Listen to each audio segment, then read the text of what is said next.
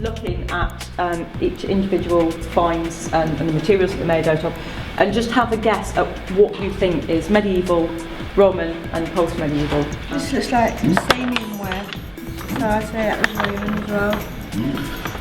That looks like medieval floor tile. Yeah, from a church floor maybe, or a palace floor. Beautiful metalworking because it's got a hinge pin in it. So I think that post-medieval room. I keep thinking that should be something on a saddle or on a piece of tesseract. That's coming back round this one, so What do you think? early. Medieval. Okay. Early. Thank you. Well done. I'll give him a round of applause. Done here. So you've got it. So which trays are you saying is what? That's Roman. Yeah. Medieval, post-medieval. Okay, you've got it mainly right, but there are some interesting finds that you've put that are in different periods here, actually. So let's start with the obvious stuff that you've gone for. You know that this is Samian ware, don't you? So obviously you've put the Samian ware in correctly. That's brilliant. Oyster shells, we all know that the Romans loved their oysters, so that's quite often a very good indicator that you've got a site if you're finding piles of oysters. Let's have a look. We've got, this is local to Devon, Roman pottery. This is Exeter stuff. And the tesserae, which are fairly obvious as well. We all know that they're, in fact we saw some yesterday on the site to make mosaics with. Now, anyone have a guess what this is? Yeah, buckle, but it's not Roman, it's medieval. Shoe buckle, is it? It's probably a little belt buckle. So we'll put that there.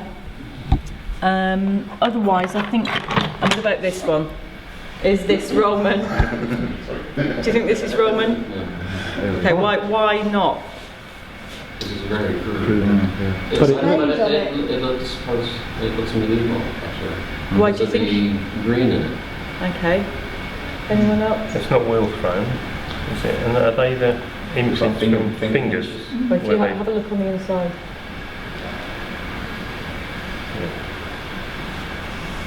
It just looks like Roman. Killing himself here. In fact, let's let Paul talk about it because he'll probably tell you much more about it than I can. It's a medieval jug base. They are actually wheel thrown, but they, particularly with jugs, you'll get a slight sagging effect to the base, but then they will thumb frill them to form this sort of outer ring, which has the effect that basically you can put it on a flat surface or you can put it on an uneven surface and it will sit quite handily. You've got a nice green lead glaze on the outside. Green glaze doesn't mean medieval. It's one of the great sort of digger myths that green glaze equals medieval. You even get green glaze pottery in the early Roman period. You don't get very much of it, but you do get green glaze pottery, usually with yellow slip decoration. And you also get green glaze in the late Saxon, depending on where you are, and you also get it in the post-medieval period. So just because it's got a green glaze on it doesn't mean it's medieval, but that thumb frilling is very typical of medieval jugs. Although you also get it on late medieval imported German stoneware beer tankards as well. This is medieval. Anyone know what it is? Floor tile. Floor tile, yeah, really lovely bit of medieval floor tile. It would have been a square like this. And these were made by, you sort of get a frame, block of wood, pile your clay into it, and then you get a stamp of whatever kind of picture you want on it. So in this case it's a nice little flower. Stamp that in and make an impression into the clay. Then you get a different coloured clay, the white. Put that over the top of it, and the white fills into the imprint. And then, this is a really cool bit, you sort of get a bit of wire, like cheese wire or whatever, and you draw that off, a bit like cutting through a stick of rock, and you're left with the picture. And then you stick some glaze on it, and whack it in a kiln, and there you are. But these were really expensive to make, so not everyone could afford to have really nice floor tiles. So when you're actually on the site, if you're finding stuff like that, that can be an indicator of the status of the site. You've either got a church or possibly a manor house, something like that. How else are we doing? Couldn't read the coin. Okay, well, you recognise it as coin, that's great. This is actually relatively modern. You can just, if you peer enough at it, you can see that it says 1797 on it. So that's post-medieval. But this is actually a cartwheel penny, and they were only made in that year, 1797. And they were really unpopular at the time because they were so chunky. No one really wanted to be carrying all this stuff around with them in the pockets, all this change.